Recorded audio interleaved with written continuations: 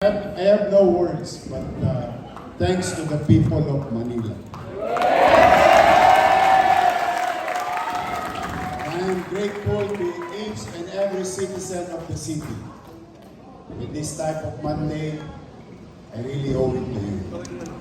I will do my best to be a better mayor of the city.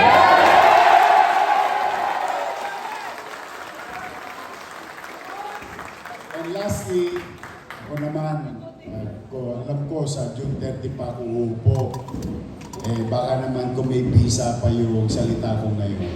Cast in 1,584 clustered precincts for the candidates to in for Vice Mayor in the election held on May 12, 2025. Attached thereto and forming part of hereof is a statement of votes by precinct CEF number 20-A garnered by each candidate for the office of Vice Mayor.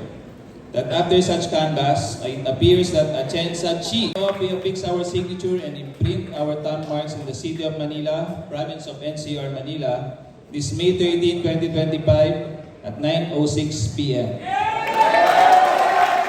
City Board of Canvassers, Jennifer Jimenez, Chairperson, Vice Chairperson Giovanni Lim, Member Secretary Nerissa Lumeta.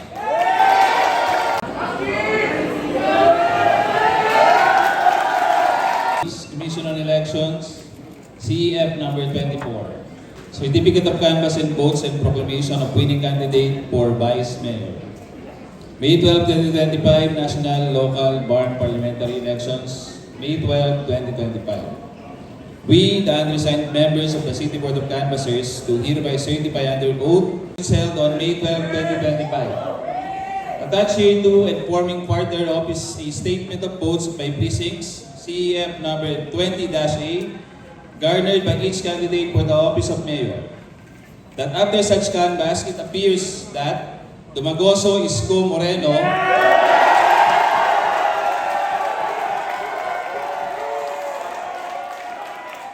garnered 520,825 votes for the office of mayor, the same being the highest number of votes legally cast for said office.